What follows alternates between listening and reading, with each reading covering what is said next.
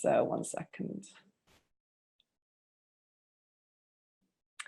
Okay, right. So today we're going to be looking at writing task 1, describing a map and changes in the future.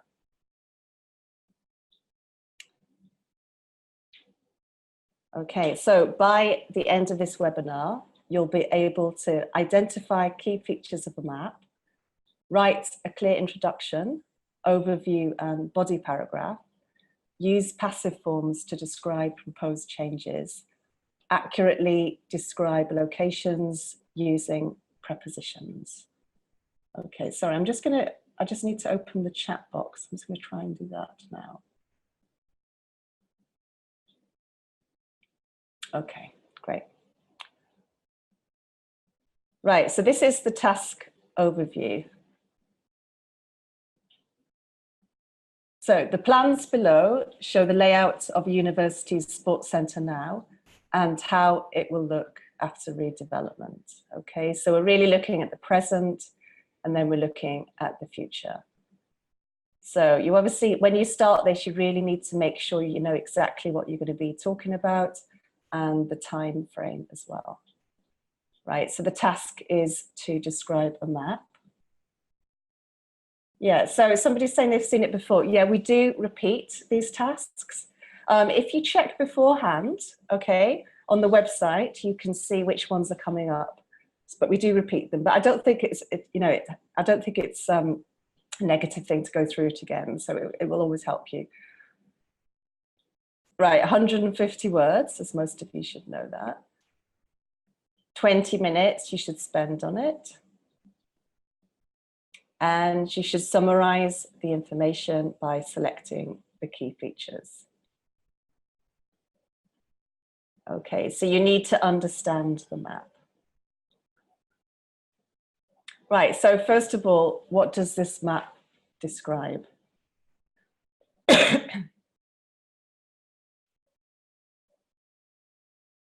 So just put any comments in the chat, as I said, as we go along. Yeah, so Diana, it's a layout of the sports centre, that's right.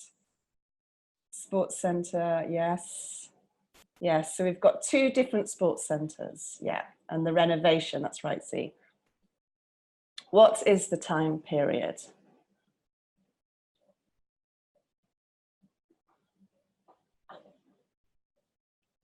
So it does say, yeah, if you look in the brackets, what does it say?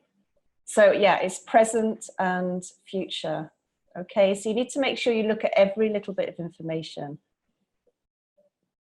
How will this affect the language you use? So yeah, present and future, that's right, now and will, that's right, good. Okay, so now identifying the key features. Right, so as I said before, we'll be focusing on present and future, so the change from present to future. Right, so what changes can you see here? What specific changes? The overall size, that's right, Z. Yeah, leisure pool, outdoor courts, that's right, they've gone. New facilities, 2 additional changing rooms. Yeah, so there are quite a lot of changes. And you need to think about what are the most important ones. What would you say? The most important changes. Okay, pool addition. Yeah, that's a big one. New sports shop. Extended area. I mean, this is much bigger, obviously, and the outdoor courts have gone. Yeah, good. Okay, and then you need to think about how to group them together. So this can be the difficult thing. Right, so these are the main changes here. So present is smaller. Outdoor courts. There are fewer facilities. So the future, it's bigger. Everything is inside, so there's nothing that's outside. And there's a pool, sports hall, and dance studio. Okay, so that, as you can see, they're the main changes. They're not all the changes. Right, so now look at how to structure this. Okay, so we have an introduction. So in the introduction, it's very similar to all the other introductions for the IELTS writing. So you state what the maps show by paraphrasing the title, and you use 1 or 2 sentences to do that. Next, what's the next part? Yeah, I think. Yes, that's right. Most of you've got that. So it's an overview. Okay, what's an overview?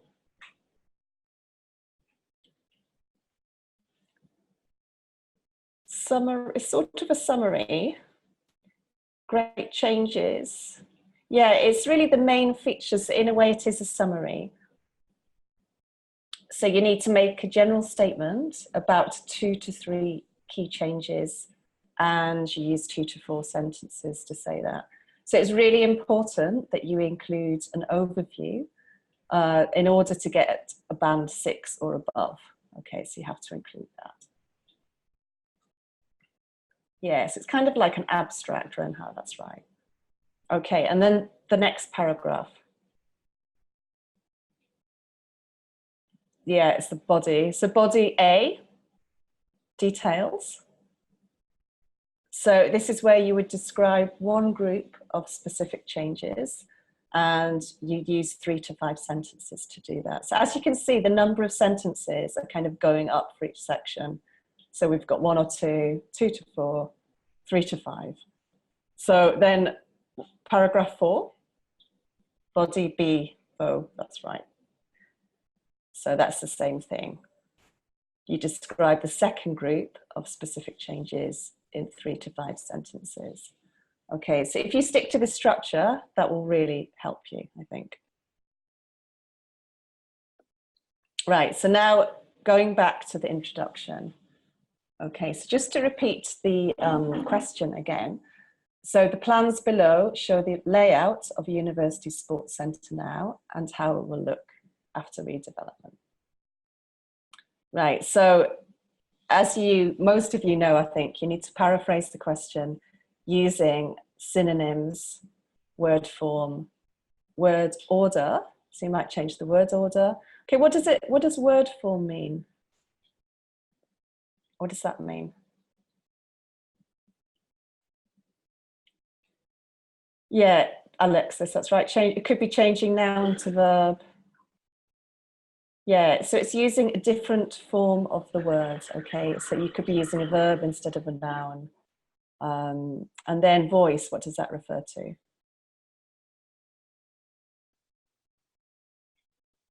Yeah, Alexis, thank you. So it's passive or active. So if it's in the passive, you might change it to the active and vice versa. Yeah, that's right. Okay. So looking at this question, how could you paraphrase it? Just going to highlight some words here. Okay, so this is what we're going to change. So when you paraphrase a sentence, you need to change it substantially so it looks quite different, but it has the same meaning, right? So if you change all these phrases, that will make it different enough. Right, so let's have a look at this. Okay, so the first word is show. Illustrate, yeah. So this is probably it's the best synonym really for the word show. So the plans illustrate the something layout. Okay, so another word for now. Yeah, to get good. So current. You could actually, somebody's saying at present. You could say present, not at present. Present is fine, current is fine. Okay, and then the next part, the sports complex of a university. So that's just another way of saying a university sports centre. Okay, so in that one, you kind of change the word order. Along with, okay, so that's actually paraphrasing the word and there, along with proposed future improvements. Okay, so that's a noun phrase and that replaces that last part of the question.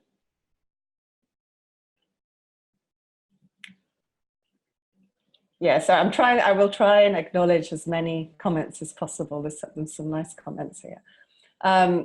Right, so now looking at the overview. So just going back to what we mentioned before, the main points here. So present is smaller, outdoor courts and fewer facilities. Future, bigger, everything is inside. There's a pool, sports hall and dance studio. Right, so as I said before, in order to get band 6 and above, so some of you, or most of you I think, are looking for that, you have to include an overview. And you have to summarize the key changes and the most important features in the overview. So it's really important not to go into too much detail. Okay, so the detail comes in the body paragraph, so you have to remember that. And as I said before, it's 1 to 3 sentences.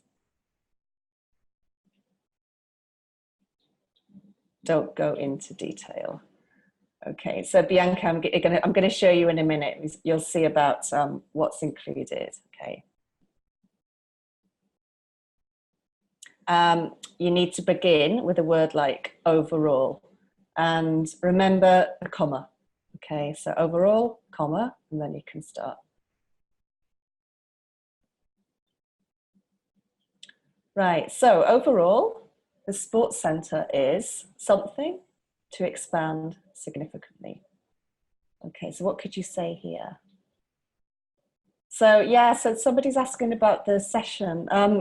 It should be up on on our YouTube channel, but possibly not because this has been repeated before. So have a look anyway. Sometimes they're up and sometimes they're not, but otherwise there'll be one from the past. Yeah, expected, that's right. Predicted is good. Planned to expand. You can't really say planned to expand. You could say predicted, sorry, or expected. So they're the best words there. So that's a general statement. And then you're going into a little bit more detail, but not too much. Okay, so it's just a general comment, as I said. So the outdoor courts. Oh, sorry, I'm just going to switch off my mail because it keeps making a noise. Sorry about that.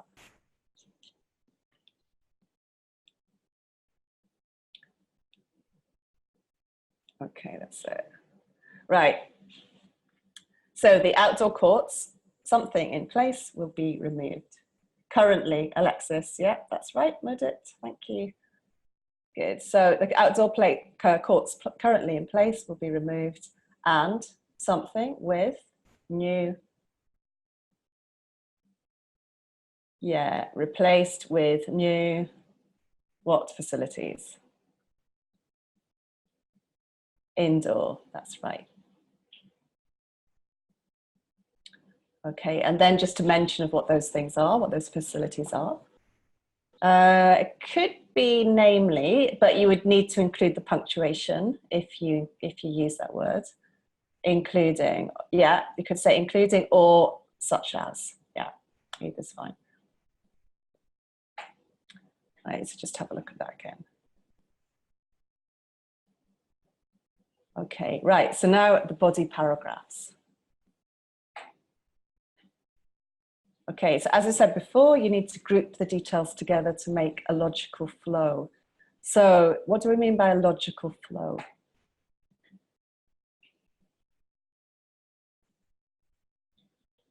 Yeah, Manal, you're saying this plan instead of the? I'm not sure exactly what do you mean by this plan. If you can put that in the Q&A and I'll have a look at the end, okay?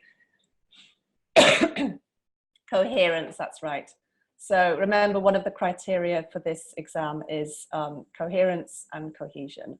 So if you manage to do this, you will score highly in that band. That's right, yeah. So you can organize by type of change, importance, and location, I think somebody said before. Or by present description and future plans. So that could be an easier way to do it as well, because you've got one paragraph of it on each. Right, so let's look at body paragraph A. Okay, as you can see, this is looking at the present.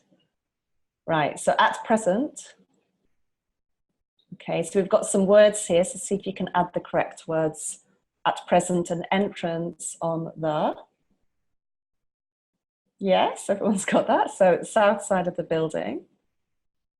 Something reception area, that's right, leads into a reception area, yeah, and then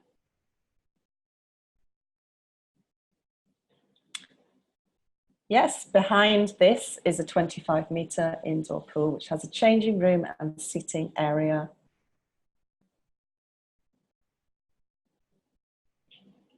On either side. Okay, and a gym.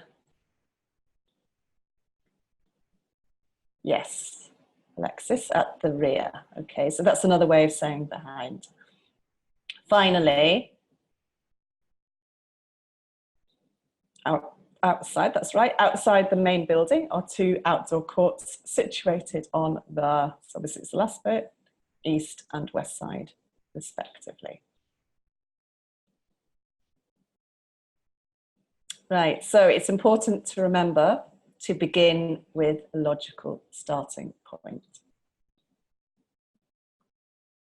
Okay, so the entrance. So you can just imagine you're going into this building and then you're kind of describing it. So if you start with the entrance, make the time clear. Right, so as you can see, it's present, so that needs to be, everything needs to be in the present tense. So at present. What could you say instead of at present? Currently, yeah, you could say that. At the moment, you could say that. I mean, I think probably at present or currently is the best to use there. Okay, as I said, use present tense. Okay, so we've got leads into, is, has, and are.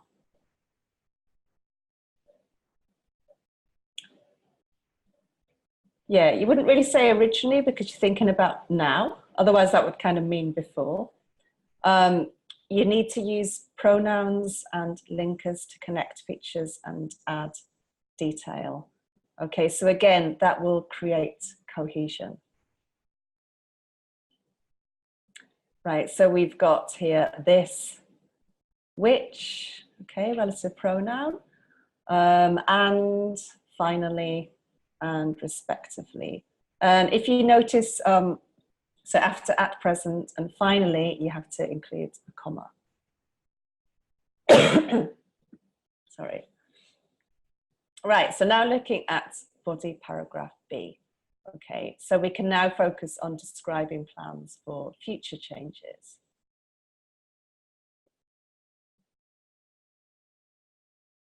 Right, what verbs can you use to talk about the future? Okay, so we've got some verb forms here. So will is the most common. The university will build. Yeah, going to, someone mentioned, yeah, so the centre is going to replace the outdoor courts, or is planning to, that's right. They are planning, which tense is that? They are planning a new sports hall.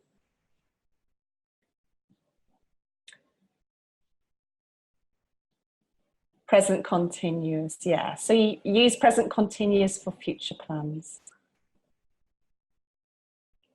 And then these structures are slightly more advanced, okay? So it's a good idea to try and use a few of these.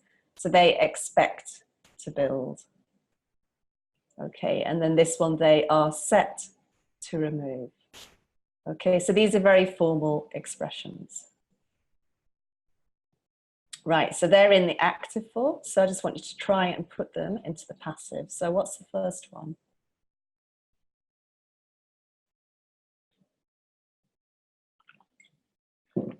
Yeah, will be built. Yeah, so you need to change the subject with the object. So a new changing room will be built. That's right. The next one. Yeah, is going to be replaced. That's right. So the outdoor courts are going to be replaced. And the next one.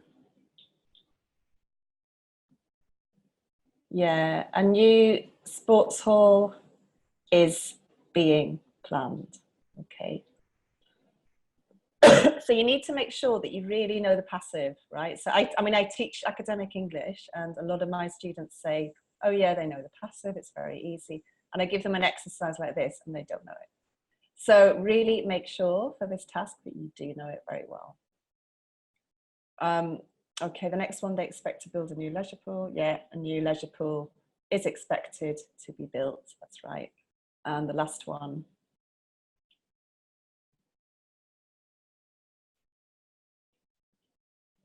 Yes, the outdoor courts are set to be removed. Yeah, so as I said before, particularly the last two, they're kind of more advanced structures. So really try to learn these structures, and that will increase your, improve your grammar. So you're likely to get higher band in that section. Okay, so let's have a look at this. So the centre is set to remove the outdoor courts. So if you use the passive, the outdoor courts. Yeah, so it's not is. Yeah, are set to be removed. You can also use a noun, okay? The proposed changes will include the. Yeah, thanks, Alexis. So that's removal of the outdoor courts. So it's a good idea to try and vary your structures, you know, so use the passive, use the active, and also use the noun form. So it shows that you've got kind of variety in terms of your grammar. You've got flexibility. Right, so the university, something, a new leisure pool, and changing room. Yeah, expects to build or will build. If you use the passive, what would you say?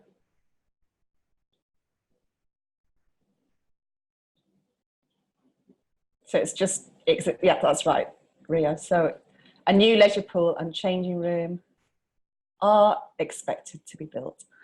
So as you can see, I mean, I know that a lot of you know the passive already, but some of you don't, maybe don't know it so well. So just make sure that you change the object with the subject. Okay, and then you put the passive verb in, passive verb form. Right, so use a noun form. The something redevelopment will involve. Okay, which word should go before redevelopment? Could be future or expected. Will involve building, that's right.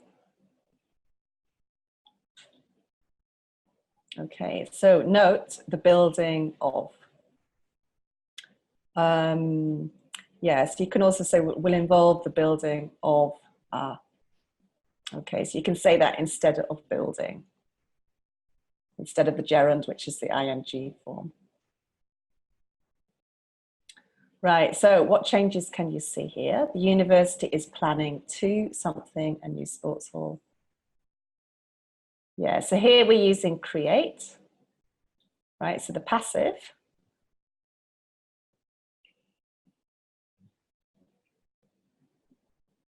The creation of a new sports hall with 2 dance studios is planned. Okay, so that's the passive there. And then the noun form. The something improvements will include something, a new sports hall with 2 dance studios. The plans, that's right. Improvements will include creating, that's right, good. So yeah, so Bisha's asking why we're changing from active to passive. So really you need to try and show flexibility in terms of your writing. So imagine if you're just using active all the way through, you're not going to score very highly in that section. So if you can like vary the kind of forms that you're using, it's just going to really help you. So it's just really good practice, I think. Right. As with the last one, you can also say the creation of, okay, instead of using the gerund. It makes it also slightly more formal, I think. Okay, now looking at body paragraph B. So focusing on future plans, right? So regarding the proposed developments, okay, so that immediately puts it into the future. The outdoor courts are set to be. Okay, so this is kind of what we've just done. Yeah, removed, that's right. And the building will something, a fully enclosed sports facility. Yeah, become, that's right. Okay, you could possibly say be, but become kind of suggests that it's in the future, you know, it's a change. So the building will become a fully enclosed sports facility. And then some more information. So while the 25-meter pool will remain the same, that's right. A large leisure pool with an something changing room.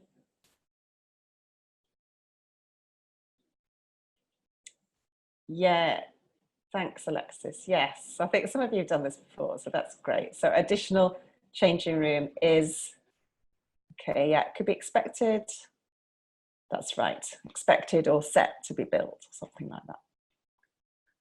And then you can say where? In the west, what of the complex? Yeah, the west wing. If you use the word side, you can say side, but it would maybe say on the west side. So you need on rather than in there. In the something wing. Yeah, so Shivani, you can use side, but you would say on the side, but not in. In the, yeah, the east wing, so it's the opposite. A planned sports hall will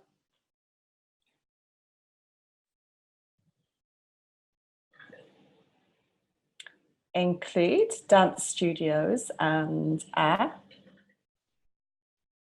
something changing room. Yeah, you could say new, Renhao, that's right. You could also say additional, but you've already got additional. So it's a good idea to find a different word. So a further changing room, or maybe another changing room, you could say. There are also something for a sports shop and a something in the reception area. There are also spaces. Yeah, so it's more like proposals, plans, that kind of idea. So there are also proposals for a sports shop and a cafe, yeah, in the reception area. Right, again, make the time clear, okay? It needs to be very clear that this is the future, the other one is the present. Okay, so using words like proposed, regarding the proposed developments. And then again, sorry, these structures here, so are set to be, will become, will remain, is expected to be built, will include, and then the word proposal is at the end. Okay, and again, use pronouns, adjectives, and linkers to connect features and to add detail. Okay, so that will create cohesion within your essay. Right, so here we've got and, while, same, additional, further, and also. So yeah, reader, it's not just the passive. So like will remain is active, will become is active. So we're kind of mixing it up quite a bit. So I think if you just use the passive, it becomes very, very formal and it's too formal. And whereas if you just use the active, it's too informal. Okay, so you need to use a combination of both, really. Okay, right. So this is the final essay. So as you can see with the 4 paragraphs, and they're getting slightly longer. You can see the first one is quite short, the second one's slightly longer, and then the third and fourth are a little bit longer again. Right, predicted score. Okay, what do you think? Band 9, Apache. Yes, I think so.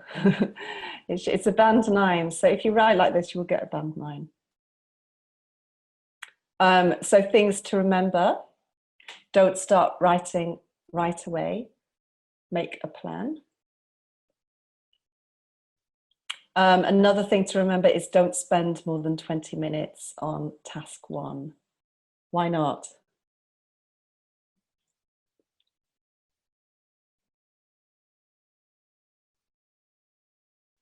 Yeah, Alexis, you still have task 2, and task 2 is generally it's more difficult and it's longer and it's more marks. So you need to make sure you spend longer on that one. Some people recommend doing that one first, just to make sure you spend enough time on it. Another thing not to do is count your words. Yeah, because if you do that, you will just waste time. So Manala, do you have to manage task 2 or task 1 has a limit? I'm not sure exactly what you mean. I mean, you have to do both of those tasks. One is 20 minutes and task 2 is 40. So you just need to fit them into an hour, basically. Okay, make sure you leave some time to check your writing at the end. So 5 minutes, ideally. I would spend probably 5 minutes planning it, 5 minutes at the end checking it, and then 10 minutes. If you can manage that, 10 minutes writing it. And also make sure you practice on the official IELTS answer sheet. Why is that? Why is that important? So this is kind of, Shivani, this is kind of answering your question. Why is it important to practice? You get used to writing, yes, and also familiarize yourself. You get used to basically how many words per line, okay? Roughly how many words you will write per line. So, depending on how big your writing is. So this will be really helpful. And make sure you practice a range of map types. Okay, as you can see, it's just come up. So this is a band 9. It's 194 words. So it's quite a bit longer than what you have to write, but that's not a bad thing. The only negative side to that is you might not leave enough time to do task 2. Okay, but remember there's no maximum number of words for this. Yeah, Manal, I'm just looking at your question now. I'm not really sure exactly what you mean there. So illustrate is used instead of the word show. So if you can try and rephrase the question, I'll see if I can answer it again, because I'm not sure exactly what you mean. Okay, yeah, so that's it really. Can anyone offer any other advice for this task? Any exam tips? Brace yourself, see. Yeah, yeah, try not to get nervous. Don't stress. Be objective, yes. That's a good one, Lila. Be objective, yes. So don't try and interpret the information, you're just presenting what's there. Okay, don't try and think why, that's important as well. Try not to be nervous. Only include key details practice. That's right, yeah. There should actually be some links. Somebody's asking about the YouTube channels. I'll just see if it comes up. So yeah, these are the links here. So the YouTube, I mean, as I said before, I'm not sure if this will be on the YouTube channel after the lesson. It could be. If it is, it'll be probably tomorrow. If not, I've presented this before, so I know that there's definitely at least one, the same set of slides on there. So you can definitely find it. And then this is the other information. So if you want any help with speaking and writing evaluation, you can contact the link at the top. Okay, and then to find out about upcoming webinars, we've got the second link. And yeah, Facebook, you can be on Facebook just to check what's going on there. Okay, so any questions? I'm going to try and address some of them if I can. Just a minute. So yeah, somebody's asking, this is a really common question about conclusion. So for task 1, you don't need a conclusion. Okay, it's only for task 2. Yeah, some people wishing Happy New Year. Happy New Year to you too. Okay, right. I'm going to go into the Q&A now, if I can.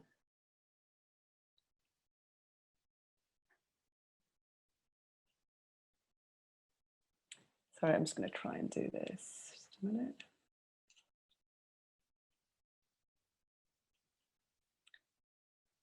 Yeah, normally Jamie is helping me with this, so I'm trying to do both of them today. So I'll try and do this in a minute. Sorry, I've got it's on that little thing when it keeps going round and round, and I can't get the Q&A open. I'll see if I can do it on here. Okay, this is it.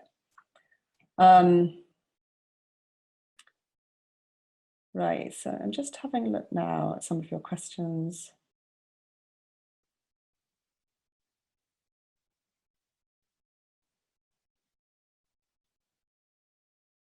Right, so somebody anonymous is asking, I'd like to ask if it's better to do IELTS on PC instead of a normal test.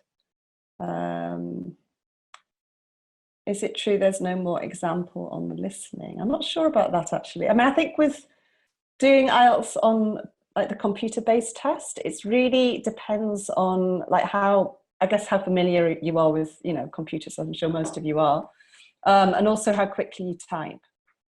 So if you can type quickly, like I can touch type, so I would definitely choose that option. But if you're a very slow typist, I wouldn't use that. But the advantage is that you know how many words, the word count comes up, so that can be really helpful. Right, so I'm just going to see if I can see some more. So with regard to getting the slides, so getting this presentation, we can't email you them, I'm afraid. But as I said, this webinar might be up tomorrow or the day after. If not, there's definitely the same webinar, but presented at a different time. So I presented this one, I think, a few months ago, and that's definitely up there. And I think maybe some of the other presenters have done it too. So Rio, as you're asking, is it better to start writing IELTS task 1 slower to seek out a good form of pattern? I'm not sure exactly what you mean. I don't know whether you mean taking your time with task 1. I mean, I would probably, if I were you, I would start with task 2, as I said, because it has more marks and you need to spend longer on it. And then if you do that really well, at least you'll know you've done that, and then you can go back to task 1. But also I think if you stick to the amount of time that's suggested, so if you spend 20 minutes on task 1 and then 40 on task 2, you should be fine. For practice at home, yeah, I'm not sure exactly what you mean. I mean, I would just make sure that you're timing yourself. Okay, so that's the most important thing. So you know how long it takes to write a task, and you'll probably find that when you first start practicing, you're going to take much longer than an hour. But I wouldn't worry about that because you will get quicker. You know, it's all about practice. The more you do, the quicker you get. Yeah, so I'm just having a look at some other questions.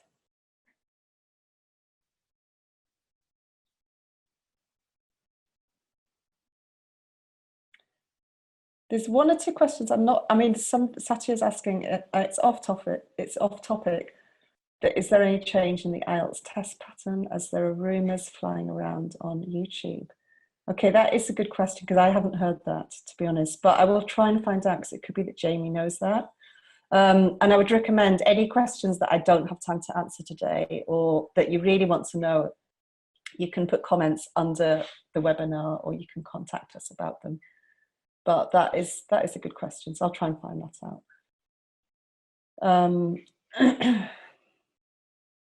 Yeah, so Z is asking any tips on how to split things between body A and body B. Okay, so I did suggest a few things earlier. I might see if I can just go back and have a look at that. Just a minute. So in this case, we thought it was easier to have like present and then future, because you've got two different time periods. And that is personally what I would do, because it just makes it much easier, because you're just describing each one in turn. Just see if I can find it.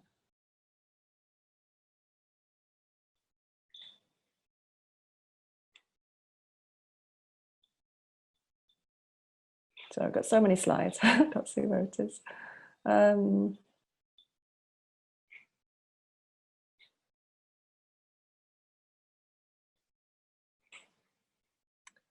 Yeah, I'm just trying to get, yeah, this is it here.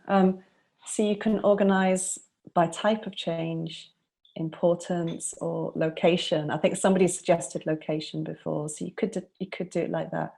I mean, as I said, personally, I would stick to present and then future. And also it's easier in terms of the tenses that you use. You know, if you're just using present and then you're using future, you're less likely to make mistakes.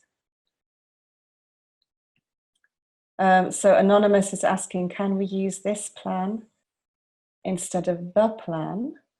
I'm not sure, Anonymous, I'm not sure if you were talking about what you're referring to there. If you use the word this, it basically, it refers to something that you've mentioned in a previous sentence normally.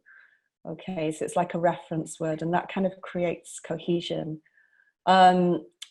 I mean, you could possibly start off with this as well, but generally they're pretty much the same. Okay, so I wouldn't worry too much about that. Demutra is asking, are there any bad forbidden words for writing? Like reductions? I don't know if you mean contractions, maybe? So contractions when you've got like a word like don't, couldn't, those kind of words. I mean, in this case, because it's quite formal writing, you should really avoid contractions, if that's what you mean. And it's, yeah, you wouldn't really use informal language in this. You might do it in task 2, depending on what the topic is. And then Rahul is asking, what differences are there between computer-based and paper-based as far as academic writing is concerned? As I said, it's really about how competent you are at typing. If you can type quickly, I would use the computer-based, and it also is helpful because you can see your word count. So anyone who kind of gets a bit hung up on words, it can be useful for that as well. Demutra is asking, can we use synonyms? Yes, you're expected to use synonyms. Okay, so it creates cohesion, and it shows that you have variety in terms of your language and your vocabulary.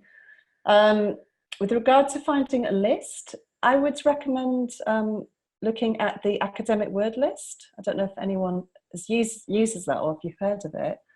So if you put into Google academic word list, it's like an established list of academic vocabulary. And there are lots of different exercises you can do, and that will just generally improve your vocabulary, and you will learn synonyms that way. So Alexis is asking, so I've got like I've got the Q&A on 2 different screens, so I'm trying to follow everything. Is it okay to use the same word twice, I think, or thrice when writing an essay? I worry about repetition of words because it might lower my score. I would suggest for that, Alexis, if it's a key word, it's okay to repeat it throughout the essay, okay?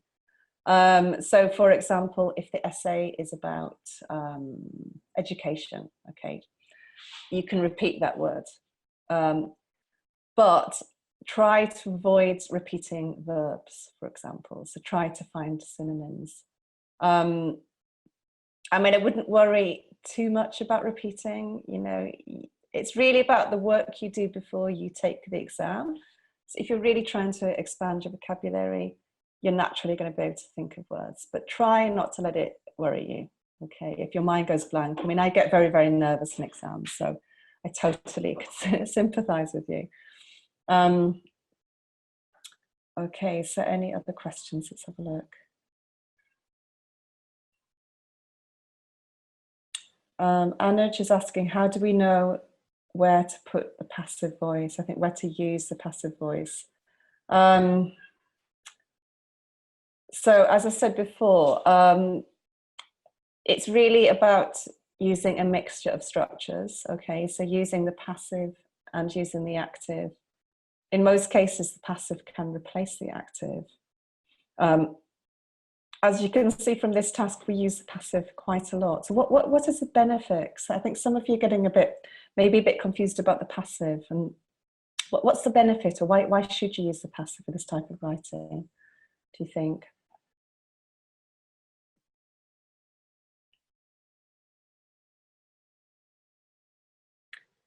Sorry, I'm just trying, now I'm trying to see the chat now and I can't see the chat. Anyway, I'm going to answer the question. So the benefit is it just makes your writing more academic. Okay, so it creates distance, it makes it more impersonal. And if you're mixing it up with the active, it just shows that you have flexibility in terms of your language skills. So in one of the criteria, okay, about grammatical range and accuracy, you're going to score quite highly if you're able to do this. But again, I would say, I don't worry too much, just do the best you can. Okay, it's much better that you're getting everything correct. So if you're going to use the passive, make sure you know all the different forms. Okay, Junior's asking, may I see the overview, body A and body B? I'll try and go back to that just a minute.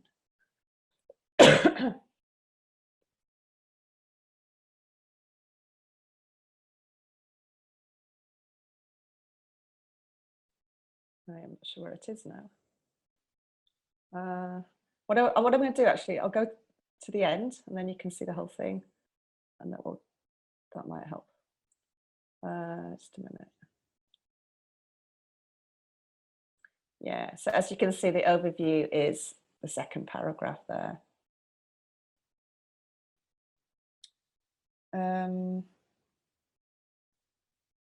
So Samir is asking, how can you practice on the IELTS official answer sheet? You can download it from the website, okay, and print it out and then practice that way. And then, let's see, Dimitra is asking, what can you recommend for improving your grammar? Oh, it's a good question. That's quite a broad question. It depends on, obviously, the kind of issues that you have. I mean, it might be a good idea if you get like an assessment through us. So that might help you. So you'll see where your weaknesses are. So this is basically the speaking and writing evaluation service that we offer. So obviously you need to pay for this, but we have a team of very qualified examiners who can evaluate your writing or speaking, and they can give you detailed feedback on your performance, including your strengths and weaknesses and how you can improve your band score. So when I teach IELTS like one-to-one, I will generally start off with this. I'll give my student a task to do, and then I just see how they get on with that. And based on that, I can see the kind of problems they have. And then you can isolate the problems and really focus on them. Okay, so it could be verb forms, it could be maybe prepositions, lack of vocabulary. So once you kind of know what your weaknesses are, you can just focus specifically on them. That's what I would suggest for that. Yeah, and Chirayu, so you don't need a conclusion for task one. And Chibuike, sorry about my pronunciation. I'm afraid that we can't send you the slides, but as I said, you can see them on the YouTube website. You should be able to do that. Fakri, the best advice is to start with task one or task two. You know, it depends on you, as I said before. It's like task two is longer, so you need to spend more time on that because you get more marks for it. So try both. I mean, I would just say practice, you know, set yourself an hour, do both tasks, and and then change around the order and see which you find easier. It's all about, you know, practicing and familiarizing yourself with the exam.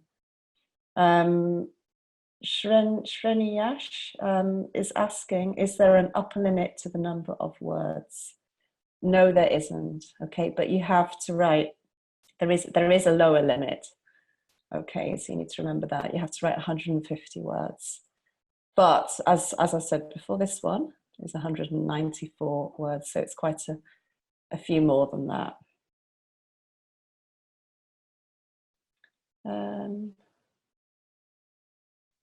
Okay, so Judith is asking, when are you taking other academic writing task 1 question types? I don't know if you mean about me presenting, but I'm not sure exactly which ones are coming up. But if you check on the IELTSonlinetests.com, I think is the website, you can find out what's coming up, so you can see which ones to sign up for. So I know that some of you are thinking, oh, this has been done before, and we do repeat them. We repeat the more common types because these are the ones that, you know, they're likely to come up. So if you've done it before, apologies, but I think, you know, you can never have enough practice. So Anonymous is asking, do you offer free checking for writing? I'm afraid that you have to pay. I'm not sure how much it is, but you can email us and you can find out more information. And Artyom is asking, if there's no compass sign in the IELTS writing task 1, can we use the words east, west, north, south? That's fine. Yeah, that's absolutely fine.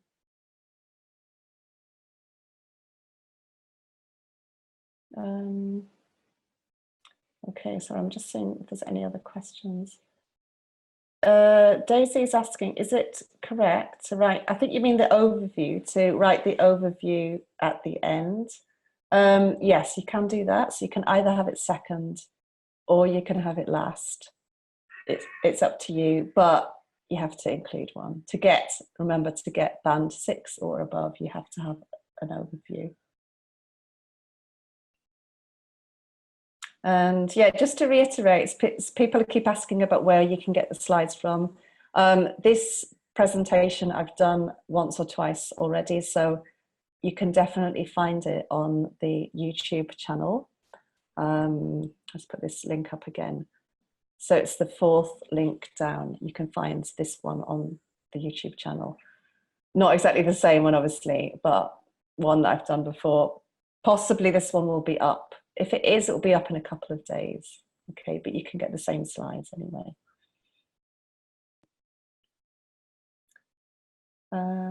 Right, I'm just seeing if there are any that I've missed.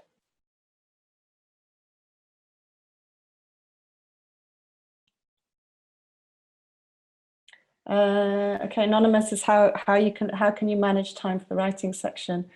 As I said, it's practice, Anonymous. Practice as much as you can, so you know how long everything takes. You know, if you're going in without having practice, you will panic. If you've done tons of practice, you will be fine, right? You'll be okay. But I would say, as I said before, 5 minutes plan, okay, for this one, and then 10 minutes write it, 5 minutes check. Okay, I mean, you know already that you've got 4 paragraphs, you know what those paragraphs should include. And already, you know, even before you start writing, you've got that knowledge. So that should help you now, hopefully.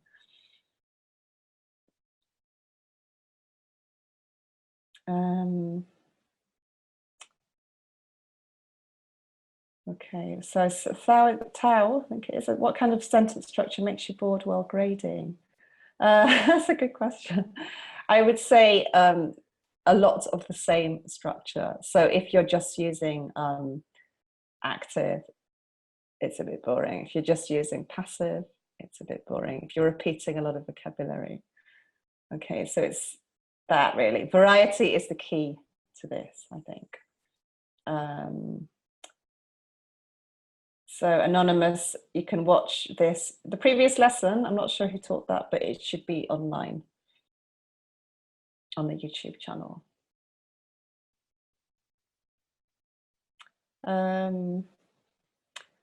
Junior is asking, is it okay to say in conclusion or in summary at the end? Well, you wouldn't say in summary. In conclusion, I mean, this is really when you're writing a conclusion for task 2. Yes, it'd be a good idea to use in conclusion or to sum up or something like that. But remember, for task 1, you don't need a conclusion. Okay, and then Anonymous is asking the difference between IELTS and TOEFL. Well, TOEFL is more American based, so it's American English. A lot of the subjects in the TOEFL exam, they're like American history and arts and things like that. So I know that I mean, it's recognized everywhere, but I think IELTS is probably more popular in Europe. Okay, we just got time, I think, for one more question. So Rio is asking, how many hours do you suggest that I practice writing per week? My last score was 6 for writing. I would just try and do some every day. Maybe try a different task every day. But I do think it's important that you have a teacher or someone that can check your writing just to see where you're going wrong. And also I'd recommend just looking at model answers online. Look at model answers, people that got like 7 or above, and you can see maybe how their writing is different to yours. So I think that's really helpful as well. Okay, everybody, so that's all for today, I'm afraid, but thank you so much for joining me. I hope that was helpful, and hopefully I will see you again soon. So good luck if you're doing IELTS anytime soon. I really hope it goes well. Try not to panic, just relax. Okay, so thanks everybody, and yeah, I'll see you again soon. Thank you.